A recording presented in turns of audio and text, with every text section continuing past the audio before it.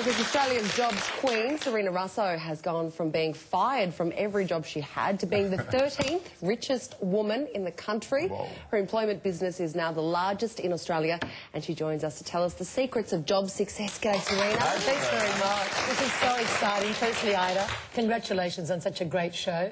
You just keep on re-engineering yourself and you just have that job, the best job in town. Well, it is the best job in town, and we go back a long way, because I remember when Serena was starting out, you just had the one place up in Brisbane. That's right. And look at you now. Yeah, it's extraordinary. It's fantastic. Yeah, thank you, Ida. Was It's just so wonderful to be Was it here. all those hard knocks at the start, sort of being fired from jobs, that made you who you are? Well, 35 years ago, I just couldn't hold down a job. And I used to get fired from every legal secretarial position. And then my bosses kept on saying, come in, and this was like on a Friday, and I thought they were going to give me like a salary review, right? And they'd say, don't come Monday. And I'd say, well, can I come Tuesday, you know? And then anyhow, so I didn't have a day job, and I got a job as a typing teacher at night at a business college called Key Personnel that no longer exists because we just killed them off, right? And I started this little typing school with 9 students, and the rest is history. So I guess... you know, what I'd like to share today is you've got to have a passion.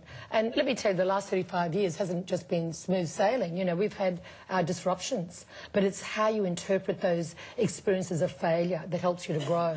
You know, some people have rejection or disappointment, or the husband says it's all over and you think it's still the beginning, or, you know, the relationship's over. And it's how to interpret that experience. But a lot of people say they can't get a job today, Serena. What advice can you give? Well, Ita, I think a job starts within your head, your thoughts.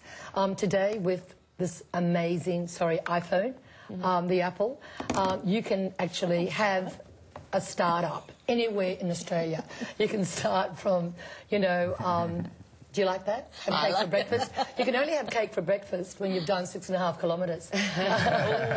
So we're just looking at some of your tips then. So because people would argue that, look, you know, Australia has an unemployment rate above 6% at the moment. There simply aren't the jobs, no matter how much self-belief, attitude, daily discipline, disrupting yourself and never giving up, how much energy I put into finding a job. What do you and mean, disrupting yourself? Okay, well, I think that there's one thing that we have to share today, that unless you disrupt yourself, someone else will.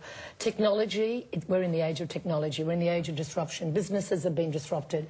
You can remember bookstores once, they were really, you know, the most successful place to go to buy a book. Well, it's over. Libraries don't exist. I mean, today the phone, or the iPhone, the smartphone, has completely revolutionised the way we think and the way we act and our behaviour. So therefore, you've got to be adaptable, and you've got to say, OK, what can I do today to prepare myself for the future? Because the future is going to be different.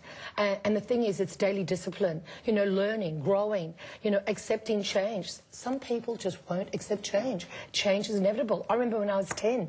Now I'm, you know, 30. So, you know, change is inevitable. So we have to learn to adapt and to grow and to never stop learning.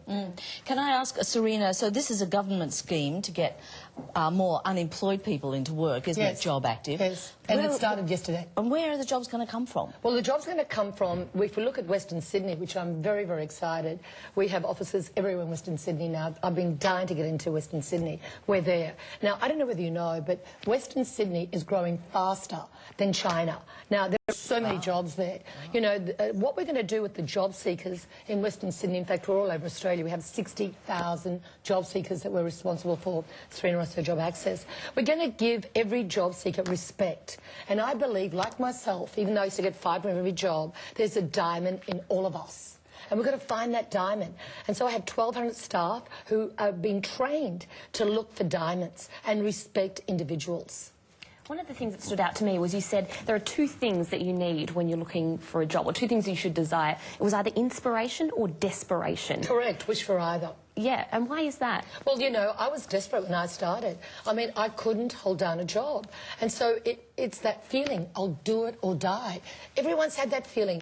And that sometimes, or it should be your turning point. It was my turning point. I had no money. I started this business with $2,600. My banker said when I wanted a loan, where's your security? I had a mortgage.